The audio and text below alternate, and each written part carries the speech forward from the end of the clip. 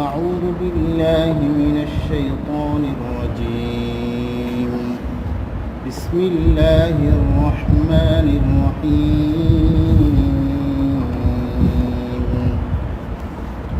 قل للمؤمنين يغضوا من أبصارهم ويحفظوا فروجهم ذلك أزكى لهم إن الله خبير بما يصنعون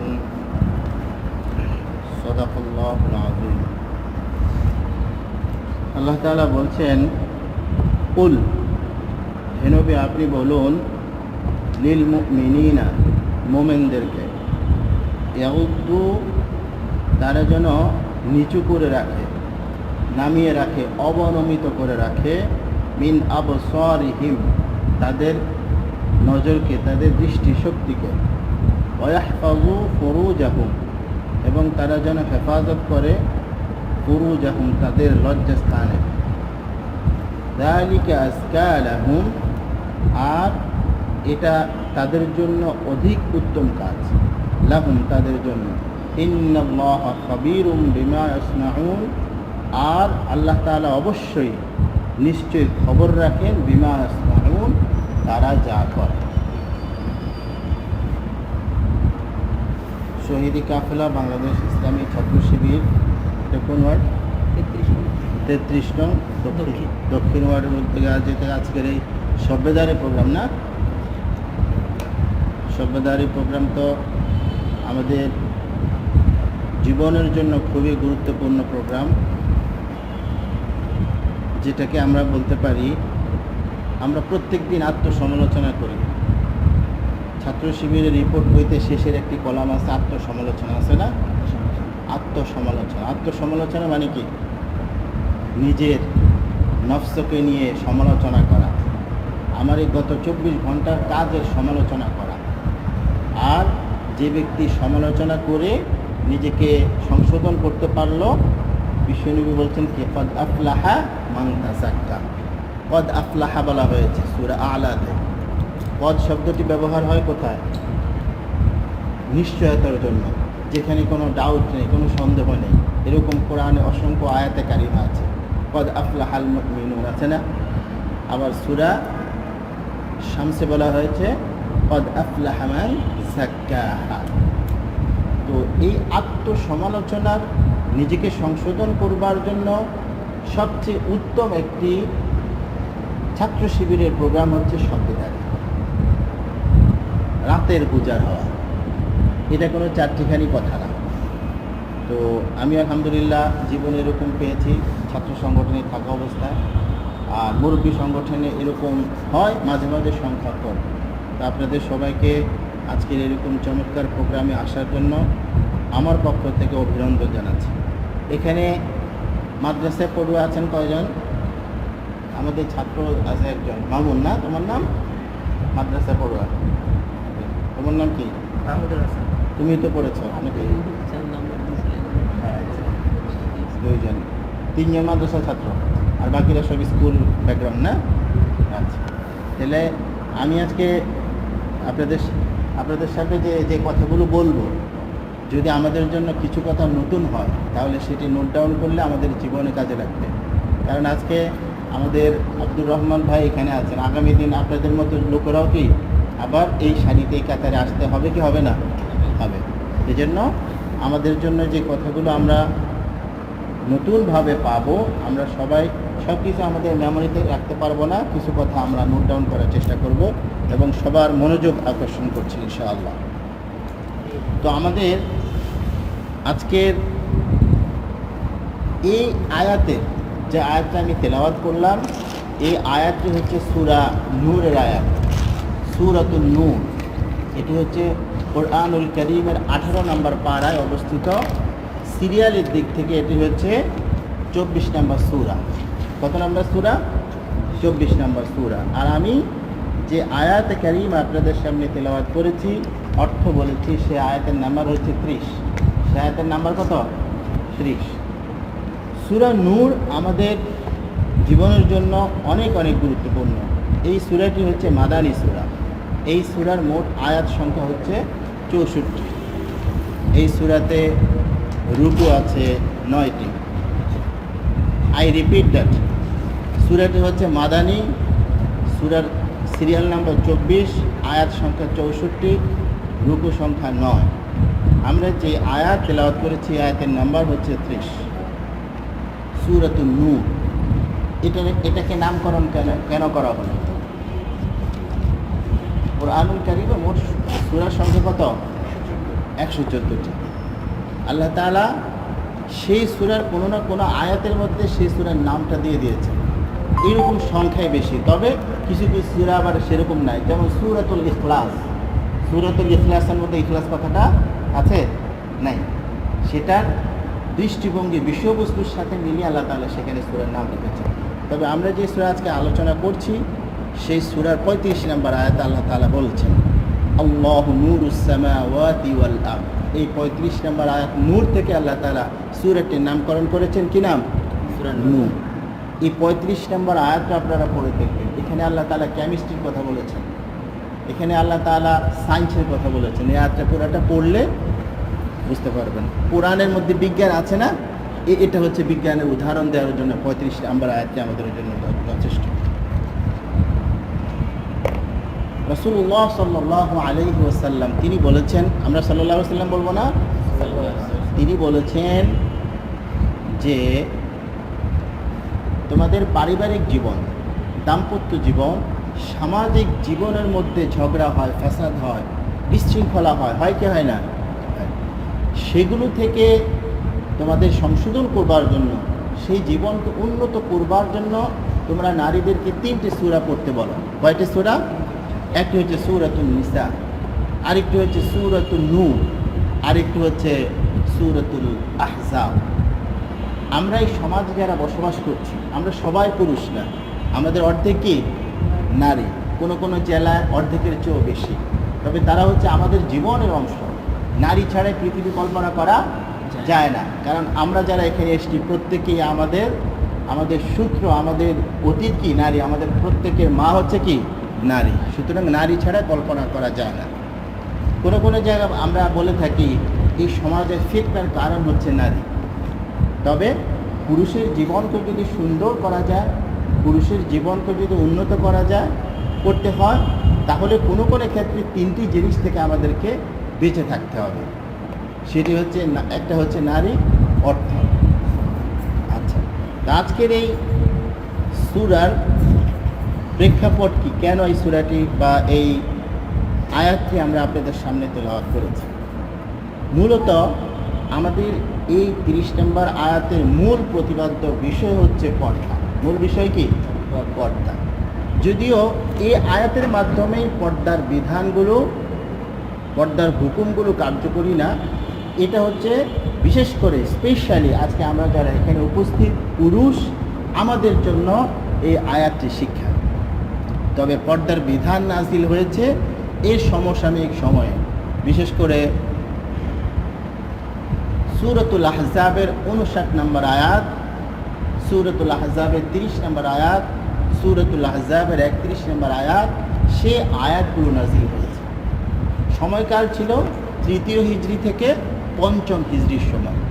বিশেষ করে বিশ্বনবী জনাব মুহাম্মদুর রাসূলুল্লাহ সাল্লাল্লাহু আলাইহি ওয়াসাল্লামের স্ত্রী, আমাদের মা জয়নাব ইবনে জাহাশ, তার বিবাহের সময় এই সূরা আহজাবের যে খন্দকের যুদ্ধ, তারপরেই তিনি হযরত জয়নাবের জাহাশের সাথে তিনি বিবাহবদ্ধ আবদ্ধ হন। সেই অবস্থায় খন্দকের যুদ্ধে, আহজাবের যুদ্ধে মদিনার কুরাইশরা, ইয়াহুদিরা, মুনাফিকরা, তারা কোনোভাবেই মুসলমানদেরকে দমন করতে সক্ষম হয়নি। রাসূল করিম সাল্লাল্লাহু আলাইহি ওয়াসাল্লামের যে রণকৌশল, এই রণকৌশলে তারা যুদ্ধে কি পরাস্ত হয়েছে, তারা পরাজিত হয়েছে। তাদের এই ক্ষোভ থেকে তারা নানানভাবে মুসলমানদেরকে পরাস্ত করবার জন্য, তাদের প্রতিহত করবার জন্য চেষ্টা করেছে, পারেনি। অতঃপর তারা নবীজিকে নারী কেলেঙ্কারিতে যুক্ত করতে চেয়েছে। তখনই আল্লাহ তাআলা হযরত উমরের পরামর্শ, উমর বারবার বললেন যে আপনি পর্দার বিধান চালু করে দেন। নবীজি তো আর কোরআনের আয়াত তিনি নাযিল করতে পারেন না। রাসূলের এই মনোবাসনা তিনি বুঝতে পেরে আল্লাহ তাআলা পর্দার বিধান নাযিল করলেন, যেটি হচ্ছে সূরাতুল আহজাবের 59 নম্বর আয়াত। আল্লাহ তাআলা বলেছেন, ইয়া আইয়ুহান নাবিয়্যু কুল লিআজওয়াজিকা ওয়া বানাতিকা ওয়া নিসাইল মুমিনিনা ইউদনিনা আলাইহিন্না মিন জালাবিবিহিন। আজকে এই যে মুখোশ পরে, এই যে হিজাব পরে, এখান থেকে আল্লাহ তাআলা বিধান নাযিল করেছেন। তাহলে আমরা পর্দার বিধান সম্পর্কে মোটামুটি জানতে পারলাম। এটি আপনাদের কোনো কোনো পরীক্ষার জন্য কাজে লাগতে পারে।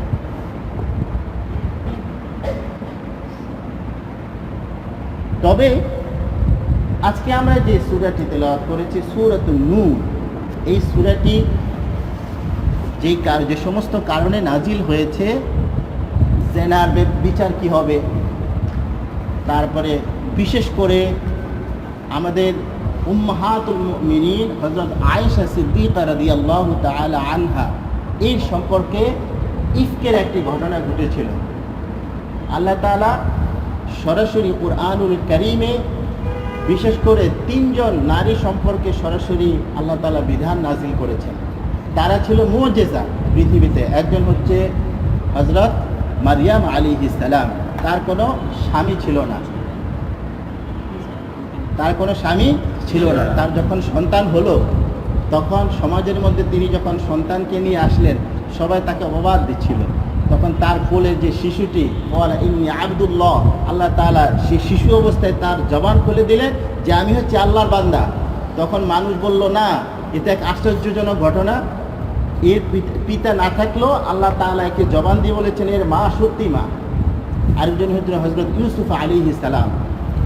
হযরত ইউসুফ আলাইহিস সালাম যে মিশরে গিয়েছিলেন, সে অবস্থায় তাকে অপবাদ দেওয়া হয়েছিল না?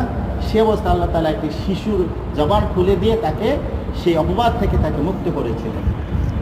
আর তৃতীয় যে ঘটনা, সেটি হচ্ছে হযরত আয়েশা সিদ্দিকা রাদিয়াল্লাহু তাআলা আনহা, ইফকের ঘটনা। সেই ঘটনাটি ছিল 5ম কিংবা 6ষ্ঠ হিজরিতে বনু মুস্তালিক বা বনু মুরাইসি যুদ্ধ থেকে ফেরার সময়ের ঘটনা। সেই ঘটনাটি ছিল, সেই প্রেক্ষাপট আমাদেরকে মাথায় রাখতে হবে। এই জন্য আজকের যে অবস্থা, আজকের এই যে সামাজিক সিস্টেম, এটা আমাদের অনেক উন্নত, কিন্তু সে অবস্থা এতটা উন্নত ছিল না।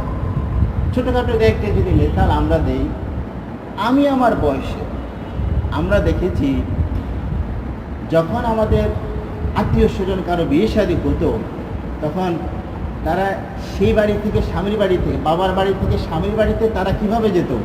তারা রিকশার মধ্যে কাপড় চতুর্দিকে এভাবে মুড়িয়ে তারপরে তারা এক বাড়ি থেকে আরেক বাড়িতে যাতায়াত করত। ইভেন এখন থেকে আরও 20 বছর পূর্বেও আমার মায়েরা, দাদিরা, নানিরা, ওনাদের বাড়ির যে ফ্রন্ট সাইড, আমাদের দেশে বলে ঘাটা, আমরা তাদেরকে আসতে দেখি না। বিশেষ করে বাজার দিন তারা কখনই সেখানে যেতেন না, কারণ পরপুরুষ তাদেরকে দেখে ফেলবে। এই যে প্রভাব, এই যে বিষয়গুলো, এগুলো কিন্তু ইসলামের রেওয়াজ, সেখান থেকে এসেছে। আপনারা এই বিষয়গুলো দেখেছেন কিনা আমার জানা নেই। রিকশায় মুড়িয়ে তারপর এক বাড়ি থেকে আরেক বাড়িতে যাতায়াত করতেন। তো হযরত আয়েশার যে ঘটনার ইফকের ঘটনাটা, সেটা হচ্ছে বনু মুস্তালিক যুদ্ধ থেকে ফেরার সময় তাঁবুতে রাত্রি যাপন করলেন, রাত হয়ে গেল। সেখান থেকে মদিনাতে তারা ফিরবেন। হযরত আয়েশাকে নেওয়ার জন্য একটা বিধান ছিল। তখন তো আমাদের মতো এত বাহন ছিল না, রিক্সা, সিএনজি, গাড়ি টাড়ি এত কিছু ছিল না। উটের পিঠে করে বাহনে তিনি যাতায়াত করতেন, চতুর্দিকে কাপড় দিয়ে মুড়িয়ে। তো চতুর্দিকে ঘোষণা হলো যে ভোর রাতে মদিনার উদ্দেশ্যে রওনা হবে। হযরত আয়েশা সিদ্দিকা রাদিয়াল্লাহু তাআলা আনহা ভোর রাতেই উঠলেন, হয়তো ইবাদত বন্দেগী করেছেন, কিন্তু এই সময় তার প্রাকৃতিক প্রয়োজন হলো। প্রাকৃতিক এরকম আমাদের অনেক হয় না, যে আমরা কোথাও সফরে যাচ্ছি, ভ্রমণে যাচ্ছি, হঠাৎ করে একটু টয়লেটে না গেলে অবস্থা খারাপ, একটা টেনশন মাথার মধ্যে কাজ করে। বিশেষ করে আমরা যারা ছাত্র, আমরা পরীক্ষার হল থেকে মাঝে মাঝে এরকম ইচ্ছা অনিচ্ছাকৃত আমরা বের হই না, বের হই কিনা? তো এটি তো আল্লাহ পাকের বিধান যে প্রাকৃতিক প্রয়োজনের কারণে উনি প্রাকৃতিক কাজ সারতে গেলেন। তখন তার এরকম স্যানিটারি এত সুন্দর ল্যাট্রিন, এত টয়লেট, এত কিছুই ছিল না। গাছের আড়ালে তখন সারা লাগে। তো তিনি তার এই কাজ সম্পাদনের জন্য গেলেন, এমত অবস্থায় তার গলার হারটা পড়ে গেল। তিনি তার হার খুঁজতে লাগলেন। হার খুঁজতে খুঁজতে খুঁজতে কি হলো, তার বিলম্ব হয়ে গেল, দেরি হয়ে গেল। এদিকে যে অন্যান্য যে কাফেলা সাহাবীদের সবাই রওনা করেছে, হযরত আয়েশাকে বহনকারী যে উট এবং সাহাবী, উটের লাগাম যে রশি যে ধরবে, তারা মনে করেছেন হযরত আয়েশা মনে হয় উটের পিঠে আছেন, কারণ চতুর্দিকে আপনার কাপড় দিয়ে মোড়ানো একটা বস্তু ওখানে তিনি আছেন। আবার তার বয়সও কম ছিল তখন, তিনি হালকা, তিনি আছেন নাই অতটা মানে আন্দাজ বা অনুমান করা যায় না। তো হযরত আয়েশাকে ছাড়াই আয়েশার দায়িত্বে যেই উট যে ছিল সেটা চলে গেল। পরবর্তীতে এই যুদ্ধের বিধানের মধ্যে একটি ছিল, যেমন আমাদের সংগঠনের বিভিন্ন ডিপার্টমেন্ট ভাগ করা থাকে, খাদ্য বিভাগ, শৃঙ্খলা বিভাগ, ডেকোরেশন বিভাগ থাকে না, এইরকম একজন সাহাবীর দায়িত্ব ছিল এই কাফেলা চলে যাওয়ার পর সর্বশেষ সেখানে কোনো জিনিসপত্র, কোনো বস্তু পড়ে আছে কিনা, যদি থাকে প্রয়োজনীয় বস্তু তিনি সেটা কুড়িয়ে সংগ্রহ করে ব্যাগে করে তারপরে তিনি রওনা দেবেন। ওই সাহাবী সূর্য ওঠার পর আসলেন, এসে দেখলেন যে ওই দূরে একজন মহিলা দেখা যায়। তিনি আয়েশাকে দেখলে চিনতে পারলেন। কেন চিনতে পারলেন? তিনি পর্দার আয়াত নাজিল হওয়ার আগেই তাকে দেখেছিলেন, যার কারণে তার কিছু অবয়ব আশ্রয় দেখে তাকে বুঝতে পারলেন হযরত আয়েশা। হযরত আয়েশা আবার সেখানে ঘুমিয়ে পড়েছিলেন। এই পুরুষকে, সাহাবীকে দেখে তিনি পর্দা করে ফেললেন। পরে তিনি ঘটনা বুঝতে পারলেন। হযরত আয়েশার এখানে কিন্তু একটা সামরিক একটা বুদ্ধির খেলা আছে। বুদ্ধির খেলাটা হলো, তিনি কিন্তু চাইলে সেই কাফেলার পিছে পিছে কি দৌড়াতে বা হেঁটে হেঁটে যেতে পারতেন, তিনি যাননি। তিনি বুঝতে পেরেছেন যে যেহেতু আমি রাসূলের স্ত্রী, সুতরাং আমাকে না পেলে তারা আবার জায়গা মতো এসেই কিন্তু তিনি আমাকে খুঁজবেন। এই কারণে তিনি যেখানে ছিলেন সেখানেই তিনি বসে রইলেন। রাসূলের যতজন স্ত্রী ছিল তাদের মধ্যে তীক্ষ্ণ মেধার অধিকারী ছিলেন কে? হযরত আয়েশা সিদ্দিকা রাদিয়াল্লাহু তাআলা আনহা। সূরা আহজাবের শুরুতে কিন্তু তার ব্যাপারে আয়াত আছে। আর বিশেষ করে এই সূরা নূরে আল্লাহ তাআলা সেই ইফকের ঘটনাকে চ্যালেঞ্জ করে, এটা যে মানুষের বানানো, এটা যে অপবাদ ছিল, আল্লাহ তাআলা সেটা সত্যায়ন করেছেন। 11 নম্বর আয়াত থেকে 21 নম্বর আয়াত পর্যন্ত। তো সেই ঘটনা ছিল, আমরা সংক্ষেপে বলবো। তো পরবর্তীতে যে সাহাবী ছিলেন, সেই সাহাবী তার সঙ্গে করে নিয়ে গেলেন। তো যেতে যেতে তাদের সেই কাফেলার কাছে পৌঁছালেন। রাসূলের অনুসারী যে সকল সাহাবীরা, তারা কেউ সন্দেহ পোষণ করেনি, তবে দুর্বল ঈমানের অধিকারী কোনো কোনো সাহাবী সন্দেহ করেছে। এর মধ্যে সবচেয়ে নেতৃত্ব দানকারী সাহাবী ছিল আব্দুল্লাহ ইবনে উবাই। সেই ঘটনাটা চতুর্দিকে রটিয়ে দিল, চতুর্দিকে ঘটনা ঘটল। তখনকার অবস্থাটা কি ছিল? আমাদের এখানেও আমাদের কোনো থানা সভাপতি, কোনো ওয়ার্ড সভাপতি, ইভেন এরকম যদি কোনো একটা ঘটনা শুনে, তাহলে আমরা কেউ কেউ আছি যাচাই বাছাই না করে কিন্তু ফেসবুকে লাইক শেয়ার করে দিই। লাইক শেয়ার না করলেও অন্তত এই সম্পর্কে আসলে ঘটনাটা কি একটু জানার চেষ্টা করি। তো ওই যে খন্দকের যুদ্ধে, আহজাবের যুদ্ধে যারা মুনাফিক ইহুদি, তারা পরাজিত হওয়া পরে তারা প্রতিশোধ নেওয়ার জন্য কি করলো? নারী কেলেঙ্কারি থেকে রাসূলকে ইনভলভ করলো। সেরকম সেই চরিত্রের অধিকারী লোকজন এখনো আমাদের দেশে আছে না? নাই? আছে না? বিশেষ করে আমাদের আমিরে জামাতের ব্যাপারে নির্বাচনের আগে কি অবস্থা করেছে। শুধু তাই নয়, সারা জীবন আমরা আমাদের জীবনে দেখছি যুদ্ধ অপরাধী, যুদ্ধ অপরাধী, যুদ্ধ অপরাধী। এই দেশের প্রখ্যাত আলেমে দ্বীন, সারা বিশ্বের আলোর সৃষ্টিকারী হযরতুল্লাহ আল্লামা দেলোয়ার হোসেন সাঈদীর ব্যাপারে আদালতে কি বলেছে? বলেছে না নারী ধর্ষণকারী, বলেছে না? প্রথম সাক্ষাৎকারে, প্রথম যে শুনানি, সেই শুনানির দিন তার ছেলে রফিক বিন সাঈদী তিনি উপস্থিত ছিলেন। তার বাবার ব্যাপারে এরকম অপবাদ শোনার পর তিনি সেন্সলেস হয়ে পড়ে গিয়েছিলেন এবং তার কিছুদিন পরে তিনি ইন্তেকাল করেন। আপনারা চিনেন রফিক বিন সাঈদীকে? তো এইরকম একটি স্পর্শকাতর বিষয় হচ্ছে পর্দা। তো আমাদের আলোচনা আজকে সেদিকে না, এই সূরাটি কেন নাজিল হয়েছে আমরা সেই বিষয়ে আমরা আলোচনা করব ইনশাআল্লাহ। সম্মানিত দিনী ভাইরা, এই সূরাটি, এই আয়াতটি কেন নাজিল হয়েছে সে সম্পর্কে আমরা প্রেক্ষাপট জানলাম। এবার এই আয়াতটি যদি আমরা অনুসরণ করি তাহলে আমাদের জীবনের জন্য কি ধরনের ফায়দা, কি ধরনের বেনিফিট রয়েছে। এখানে আল্লাহ তাআলা দুটি বিষয় আমাদেরকে ইঙ্গিত করেছেন। কটি বিষয়? নাম্বার ওয়ান হচ্ছে যে আল্লাহ তাআলা বলছেন কুল্লিল মুমিনিনা, কুল শব্দটা হচ্ছে আরবি গ্রামারে এটি হচ্ছে আমরের শব্দ। কিসের শব্দ? যেটা আমরা ইংলিশ গ্রামারে পাই ইম্পারেটিভ সেন্টেন্স। কুল আপনি বলুন, লিল মুমিনিনা এখানে স্পেসিফিকলি পুরুষ মুমিনদেরকে আল্লাহ তাআলা নির্দেশ দিচ্ছেন ইয়াগুদ্দু তারা যেন নিচু করে চলে, অবনমিত করে রাখেন, নামিয়ে রাখে মিন আবসারিহিম তাদের দৃষ্টিকে। এক নম্বর হচ্ছে আল্লাহ তাআলা দৃষ্টির কথা বললেন। দ্বিতীয় বললেন ওয়াহফাজু ফুরুজাহুম তারা যেন তাদের লজ্জাস্থানের হেফাজত করে। এই লজ্জাস্থানের হেফাজতকারী যারা হবে আল্লাহ তাআলা তাদের ব্যাপারেও বলেছেন তারা হবে সফল কাম। সূরাতুল মুমিনুনের ৫ম নম্বর আয়াতে আল্লাহ তাআলা একই কথা বলেছেন ক্বাদ আফলাহাল মুমিনুন আল্লাযীনা হুম ফি সালাতিহিম খাশিউন ওয়াল্লাযীনা হুম আনিল লাগwi মু'রিদুন ওয়াল্লাযীনা হুম লিফুরুজিহিম হাফিজুন।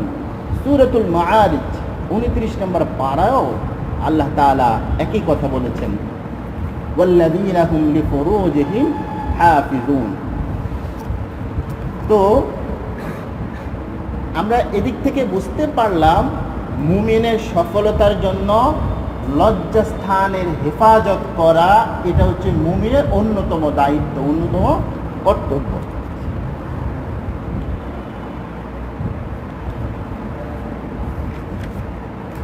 নবী করিম সাল্লাল্লাহু আলাইহি ওয়াসাল্লাম এই লজ্জাস্থানের হেফাজত এবং চোখের হেফাজত করবার জন্য তিনি আমাদের কতগুলো নির্দেশনা দিয়েছেন। আমি আপনাদেরকে সংক্ষেপে সেগুলো বলবো। এক নম্বর হচ্ছে যার দ্বারা আল্লাহর বিরুদ্ধাচরণ হয় তাই হচ্ছে কবিরা গুনাহ, ইবনে কাসির। এই জন্য আমাদের এই চোখ দ্বারা কবিরা গুনাহ হয়। বিশ্বনবী বলছেন কুল্লু মা আসাল্লাহু বিহি ফাহুয়া কাবীরা ওয়াকাদ যাকারা তারফাইন। আল্লাহ তাআলা দুটি বস্তুকে এখানে প্রথমে এনেছেন। সূচনা হচ্ছে চোখ দিয়ে দেখে, পরিণতি হয় ব্যভিচার। লজ্জাস্থানের যে হেফাজত, লজ্জাস্থানের যে নিয়ন্ত্রণ সেটা আগে না। আগে কিসের হেফাজত? চোখের হেফাজত। সবাই বলে আগে কিসের হেফাজত? চোখের। আমরা যদি চোখ দিয়ে কোনো একটা অপকর্ম না দেখি, বেগানা মহিলাকে যদি না দেখি, তাহলে কিন্তু আমাদের অন্তরের মধ্যে যে একটা লালসা এটা তৈরি হয় না। এটা তৈরির অন্যতম কারণ সূচনার জায়গা হলো কি? চক্ষু। এই জন্য এটা হচ্ছে কবিরা গুনাহ। এই কবিরা গুনাহ থেকে বেঁচে থাকার জন্য বিশ্বনবী আমাদের তাগিদ দিয়েছেন। অন্য হাদিসে নবীজি বলছেন আন-নাজরু সাহমুন মিন সাহামি ইবলিস মান তারাকাহা ফাতা ইবতালাহু ঈমানান ইয়াজিদ হালাওয়াতা ফি কলবিহি। চোখের দৃষ্টি হচ্ছে শয়তানের বিষাক্ত সব। চোখের দৃষ্টি হচ্ছে শয়তানের বিষাক্ত সব। হযরত আব্দুল্লাহ ইবনে মাসউদ রাদিয়াল্লাহু তাআলা আনহু বলেন যে ব্যক্তি দৃষ্টিকে ফিরিয়ে নিল আল্লাহ তাআলা তার ঈমানকে মজবুত করে দিবেন। যে ব্যক্তি চোখের দৃষ্টিকে সেই সমস্ত কবিরা কাজ, হারাম কাজ থেকে যে ব্যক্তি ফিরিয়ে রাখবে আল্লাহ তাআলা তার ইবাদতের মধ্যে একটা স্বাদ দিবেন, মজা দেবেন। দেখবেন আমরা যারা এই সমস্ত চোখের জেনার সাথে যারা জড়িত, বিশেষ করে এই যে দাজ্জাল আমাদের সবার সাথে সাথে প্রত্যেকের সাথে একটা করে সিনেমা হল আছে, মোবাইল আছে, যার কারণে আমরা রিলস এই সমস্ত খারাপ জিনিস দেখতে দেখতে দেখতে দেখতে আমাদের ইবাদতের মধ্যে মজা লাগে না। লাগে ইমাম সাহেব যখন কেরাত পড়েন মজা লাগে না, বুঝে আসে না। আমরা ইমাম সাহেব কেরাত দীর্ঘ করলে আমাদের মেজাজ খারাপ হয়ে যায়, তখন তিনি নামাজ শেষ করবেন, কারণ ওদিকে বিশ্বকাপ খেলার গোল হয়ে যাচ্ছে। আমাদের অন্তরটা সেদিকে আমাদেরকে ধাবিত করছে।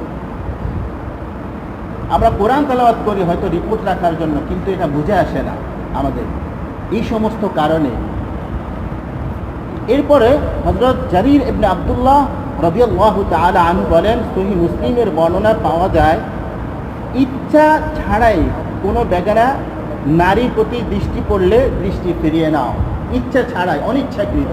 কারণ হযরত আলী রাদিয়াল্লাহু তাআলা আনহু বলেন অনিচ্ছাকৃতভাবে যদি কোনো নারীর প্রতি তোমাদের দৃষ্টি পড়ে তাহলে সেটাতে গুনাহ নেই, কিন্তু দ্বিতীয়বার যদি তুমি ইচ্ছাকৃতভাবে আবার বাবার দিকে তাকাও তাহলে এর জন্য তোমাকে গুনাহগার হতে হবে, সেটা আল্লাহ তাআলা তোমাকে ক্ষমা করবেন না। কিন্তু প্রথমটা কি?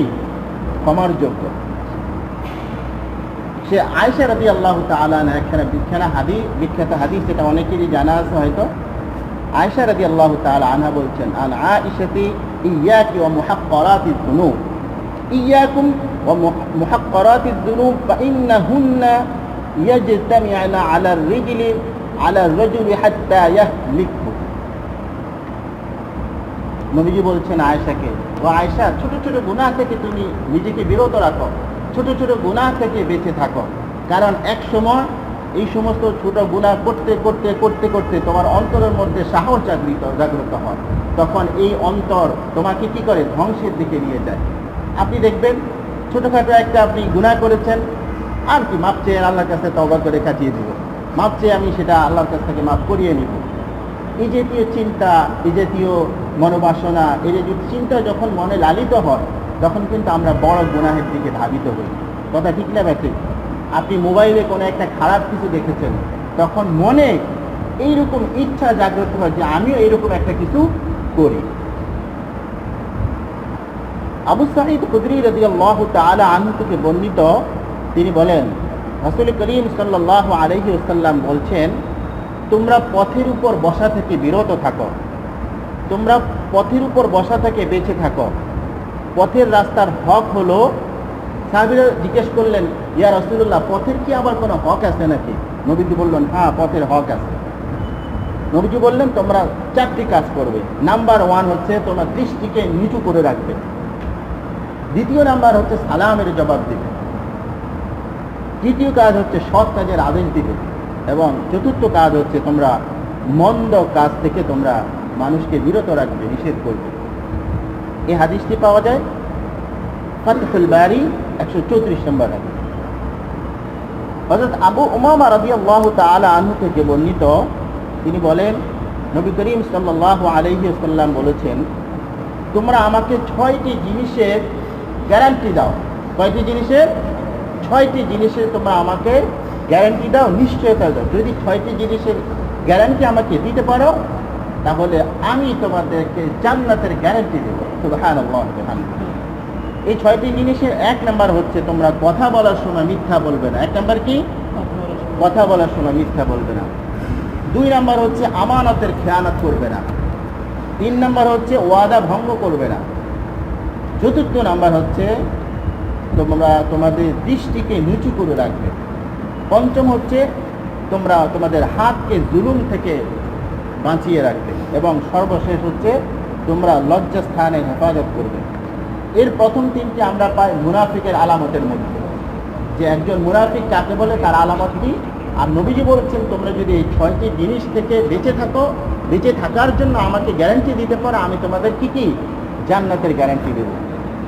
এই হাদিসটি পাওয়া যায় তাবরানি 214 নম্বর এবং ইবনে হিব্বান 204 নম্বরে। সম্মানিত দিনী ভাইরা, আমরা 2টি বিষয় সম্পর্কে সংক্ষিপ্ত আলোচনা করলাম। 1 নাম্বার হচ্ছে ইয়াগুদ্দু মিন আবসারিহিম, দৃষ্টির হেফাজত করা এবং লজ্জাস্থানের হেফাজত করা। এই কাজগুলো যদি আমরা করি, আল্লাহ তাআলা বলছেন যালিকা আযকা লাহুম। আযকা এই শব্দটা ব্যবহার করা হয়েছে, এটা হচ্ছে সুপারলেটিভ ডিগ্রি। তোমরা যদি এই কাজগুলো করো, এই কাজগুলো হলো সবচেয়ে উত্তম কাজ, শ্রেষ্ঠ কাজ। তাহলে চোখের হেফাজত করা, লজ্জাস্থানের হেফাজত করা কাজ কি? সবচেয়ে উত্তম কাজ। ইন্নাল্লাহা খাবীরুম বিমা ইয়াসনাউন। আর তোমাদের অন্তরের মধ্যে কি রয়েছে, তোমরা কি করো, আল্লাহ তাআলা কিন্তু সেই সম্পর্কে খবর রাখেন। সুতরাং নিজেকে নিষ্কলুষ রাখার জন্য, নিষ্কলুষ থাকার জন্য এই 2টি জিনিসের জিম্মাদার হওয়া, এটা একটা উত্তম কাজ। রাসূল করিম সাল্লাল্লাহু আলাইহি ওয়াসাল্লাম তিনি আরও বলেছেন, যে ব্যক্তি স্বীয় দৃষ্টি হারাম জিনিসের উপর নিক্ষেপ করে না, আল্লাহ তার চোখের মধ্যে নূরের আলো দিয়ে দেন। নূর দিয়ে তার চোখটাকে আলোকিত করেন এবং অন্তরকে করেন তিনি প্রশান্তিময়। আমরা বিখ্যাত একটা হাদিস জানি, বিখ্যাত সাহাবী হযরত আবু হুরায়রা রাদিয়াল্লাহু তাআলা আনহু থেকে বর্ণিত। সে হাদিসটা কি? আল্লাহ তাআলা কিয়ামতের দিন যখন এক হাত এক ভিড় উপরে আমাদের সূর্য থাকবে, তিনি 7 শ্রেণীর লোককে কোথায় স্থান দিবেন? আরশের ছায়া তিনি স্থান দিবেন।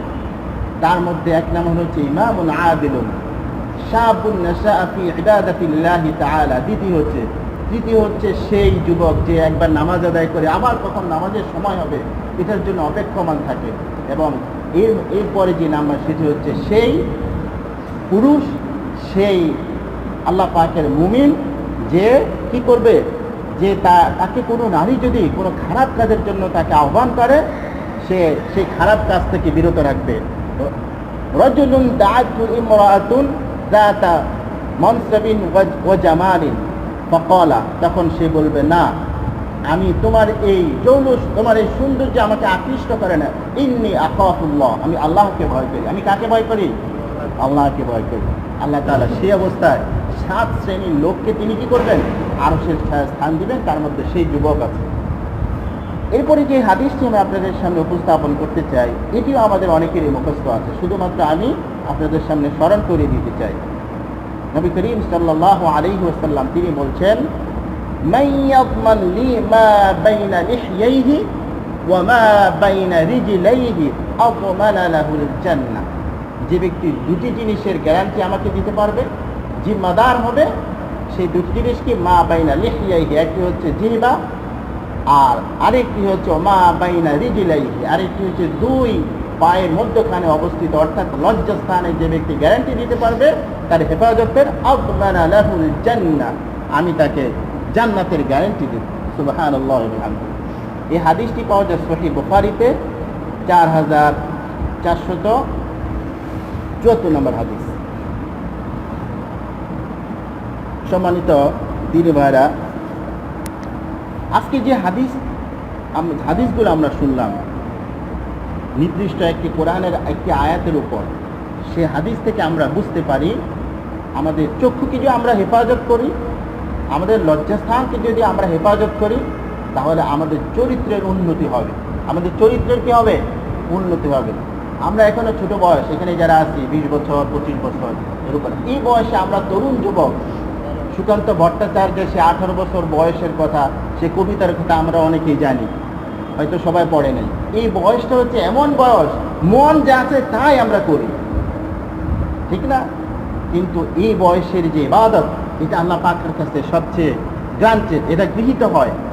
কারণ বুড়ো হলে পরে 60-70 বছর হলে তখন ইবাদত আমরা করি, আল্লাহ পাক সেটা কতটা কবুল করেন এটা আমরা জানি না। বিশেষ করে তখন মানুষের রোগ বিমার বেশি হয়, অসুস্থ হয়ে যায়, ঠিক মতো ওযু থাকে না, নামাজের টাইম থাকে না। এরপরে আমরা সিজদা কয়টা দিলাম, তাসবিহ কয়টা পড়লাম, কোন কেরাত করলাম, এগুলো মনে থাকে না। যুবক বয়সে যেটা মনে থাকে, এই জন্য যুবক বয়সে ইবাদত আল্লাহ পাকের কাছে অধিক গ্রহণযোগ্য। সুতরাং আজকে আমরা যে বয়সে আছি, এই বয়সটা হচ্ছে আমাদের চরিত্র হননের সময়, চরিত্র ধ্বংসের সময়। আপনি দেখবেন একজন মানুষ, তার টাকা আছে, পয়সা আছে, গাড়ি আছে, বাড়ি আছে, এই যে যারা গত এই যে ফেব্রুয়ারি ইলেকশনে মানুষের কাছে যে বললো যে অমুক ভাইয়ের চরিত্র ফুলের মতো অপবিত্র, মানুষের কাছে নিজের চরিত্রের গ্যারান্টি চায়, সম্মান চায়। একবার যদি চরিত্র যদি হারিয়ে যায়, তাহলে মানুষ সেখান থেকে জীবন তার ধ্বংস হয়ে যায়। এই জন্য আমাদের এই চরিত্রকে ঠিক রাখবার জন্য আমাদের এই চক্ষু দিয়ে যদি আমরা খারাপ কাজ দেখি, বেগানা মহিলা, নারীর প্রতি যদি আমাদের আকর্ষণ থাকে, তাহলে কিন্তু আপনি দেখবেন জীবনে এটার অনেক ক্ষতি আছে, অনেক অপকারিতা আছে। সেই অপকারিতা আমরা স্বাভাবিকভাবে দুনিয়ায় দেখি। যখন ধীরে ধীরে সে শৈশব, কৈশোর, যুবক থেকে বড় হয়, অনেকের চেহারায় যে একটা উজ্জ্বলতা এটা কমে যায়, নূর যে এটা কমে যায়, এটা বোঝা যায় যে আসলে সেই সমস্ত অপকর্মের সাথে, গুনাহের সাথে লিপ্ত। এই জন্য আমরা যারা এখানে আজকে উপস্থিত, ছাত্র শিবিরের এখানে আমরা অনেকেই হচ্ছে সাথী, না সাথী আছে, কর্মী আছে। আমাদের যে দাবি, সেই দাবি হচ্ছে আজকে এই দাস থেকে আমরা দুটি জিনিসকে আমরা হেফাজত করব। বিশেষ করে আমাদের শুধু লজ্জাস্থানের জেনা হয়, শুধুমাত্র লজ্জাস্থান দিয়ে জেনা হয় না, জেনা হয় যে সমস্ত কারণে, সেগুলো আরও আছে। যেমন কথার মাধ্যমে জেনা হয়, হাতের মাধ্যমে জেনা হয়, চিন্তার মাধ্যমে জেনা হয়। আমরা যখন কোনো বেগানা নারীকে নিয়ে যদি কল্পনা করি, আছে না আমাদের সমাজে এরকম, আমাদের যে কো এডুকেশন, কলেজ, ভার্সিটি কিংবা মাদ্রাসা লেভেলও একসাথে ছেলে মেয়ে পড়ার কারণে আমাদের এই যে পর্দার বিধানগুলো, এগুলো আমরা কার্যকর করতে পারি না। আজকে শুধুমাত্র আমরা এই ডান্সের মাধ্যমে সবার যে আমরা 100% সবাইকে মোটিভেট করে ফেলবো, চেঞ্জ করে ফেলবো, এটা আমরা গ্যারান্টি দিয়ে দেবেন। আমাদের সমাজের ব্যবস্থারও দুর্বলতা আছে। তো শুধুমাত্র আমাদের লজ্জাস্থান দিয়ে আমাদের জেনা হয় বিষয়টা তা না। কথার মাধ্যমে হয়, হাতের মাধ্যমে হয়, চিন্তার মাধ্যমে হয়, দৃষ্টির মাধ্যমে হয়, ঠোঁটের মাধ্যমে হয়। এগুলো থেকে আমাদেরকে বিরত থাকতে হবে, নিজেদেরকে হেফাজত করতে হবে। কারণ যদি আমরা হেফাজত করতে না পারি, কিয়ামতের দিন আল্লাহ তাআলার কাছে আমার এই অঙ্গগুলো সাক্ষী দেবে। 24 নম্বর পারা সূরাতু হামিম সাজদা আল্লাহ তাআলা এখানে আয়াত আমাদের জন্য নাযিল করেছেন। ওয়াকালু লিজুলুদিহিম লিমা শাহিদতুম আলাইনা। কিয়ামতের দিন এই চোখগুলো, কিয়ামতের দিন এই ঠোঁটগুলো, কিয়ামতের দিন আমাদের এই কর্ণগুলো, কিয়ামতের দিন আমাদের এই হাতগুলো, আমাদের পাগুলো আমাদের বিরুদ্ধে সাক্ষ্য দেবে। অথচ আমি কিন্তু দাবি করি হাতের মালিক আমি, এই চোখের মালিক আমি, আমার এই মস্তিষ্ক দিয়েছেন, ব্রেনের মালিক আমি। কিন্তু কিয়ামতের দিন আল্লাহ তাআলা এদেরকে আলাদা একটা বাক শক্তি দিবেন। আল্লাহ তাআলা বলছেন, ওয়াকালু লিজুলুদিহিম লিমা শাহিদতুম আলাইনা। তুমি তো আমার হাত, তুমি তো আমার অঙ্গ প্রত্যঙ্গ, আমার বিরুদ্ধে কেন সাক্ষী দিচ্ছ? তখন এই অঙ্গ প্রত্যঙ্গগুলো বলবে, ক্বালু আনতাকানা আল্লাহুল্লাযী আনতাকা কুল্লা শাই।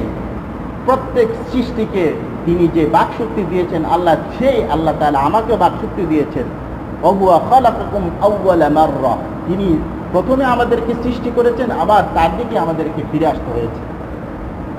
সূরাতু ইয়াসিনে আমরা বিখ্যাত একখানা আয়াত জানি, আল ইয়াউমা নাখতিমু আলা আফওয়াহিহিম।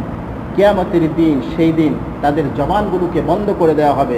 ওয়া তুকাল্লিমুনা আইদিহিম, কথা বলবে তাদের হাত। ওয়া তাশহাদু আরজুলুহুম, সাক্ষী দিবে তাদের পাগুলো। বিমা কানু ইয়াকসিবুন, তারা কোথায় কি অপকর্ম করেছে, কি গুনাহের সাথে তারা জড়িত ছিল, তাদের হাত এবং পাগুলো কিয়ামতের দিন আল্লাহ পাকের কাছে সাক্ষী দেবে। সুতরাং প্রিয় ভাইরা, আমরা কুরআন এবং হাদিস থেকে যে আয়াতগুলো আমরা শুনলাম, যে হাদিসগুলো শুনলাম, এই আয়াত থেকে আমাদের জন্য কি ধরনের শিক্ষা রয়েছে সেগুলো আমরা শুনব। সে শিক্ষা বলার আগে আমি বিখ্যাত একজন সাহাবীর একটি ঘটনা বলে আমি আমার কথা শেষ করব। হযরত সাআলাবা রাদিয়াল্লাহু তাআলা আনহু, সাআলাবা ইবনে আব্দুর রহমান, আজকে আমাদের যে সভাপতি তার নামের সাথে মিল আছে। আমাদের জীবনের পরিবর্তনের জন্য, তাকওয়ার জন্য, তাওবার জন্য এবং আজকের এই দাসের জন্য, আজকের এই সভ্যতার জন্য আমি মনে করি একজন সাহাবীর জীবনে জানাইতে আমাদের জন্য যথেষ্ট হবে। হযরত সাআলাবা রাদিয়াল্লাহু তাআলা আনহু, তিনি রাসূলের খেদমতে ছিলেন। বিশ্বনবী তাকে বিভিন্ন প্রয়োজনে বাহিরে পাঠাতেন। তো একদিন তাকে একটা প্রয়োজনে বাহিরে পাঠালেন, তিনি রাস্তা দিয়ে হেঁটে যাচ্ছেন। হঠাৎ করে বাতাসে একটা পর্দা সরে গেল, তিনি একজন বেগানা নারীকে দেখতে পেলেন, সে গোসল করছে। এই অবস্থা দেখে তিনি নিজের উপর এতটা ক্ষোভ ঝাড়লেন, তিনি এতটা অনুশোচনা করলেন, তিনি সেই বাড়ির সামনে থেকে আর তিনি রাসূলের দরবারে ফিরে গেলেন না।